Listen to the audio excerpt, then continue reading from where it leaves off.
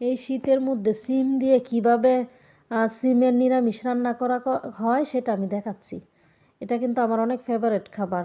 তো এখানে আমি সিম কেটে নিয়েছি, তারপর আলু দিয়েছি, ভালো করে ধুয়ে নিয়েছি, তারপর হলুদ দিয়েছি, অল্প পরিমাণে ধনিয়া দিচ্ছি, আর মরিচটা একটু বেশি করেই দিচ্ছি।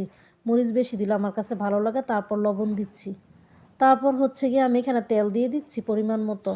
এটা যার যার ইচ্ছে, যে যেমন দিতে পারে। তারপর আমি একটু ঢাকনা দিয়ে ঢেকে রেখেছি। তারপর বলক আসার পর আমি এখন একটু নেড়ে চেড়ে দিচ্ছি। তো এইভাবে খেলে কিন্তু সিমের নিরামিষটা কিন্তু খুব মজা হয়। আর সাথে আমি আবার টমেটো অ্যাড করে দিচ্ছি। টমেটোটা দিলে আমার কাছে বিশেষ করে অনেক ভালো লাগে। এটাও যার যার ইচ্ছা। তারপর হচ্ছে এখানে আবার আমি রসুন দিয়ে দিচ্ছি। রসুনটা একটু পরে দিলে কি মানে এটার একটা স্মেল বের হয়, খেতে অসাধারণ হয়।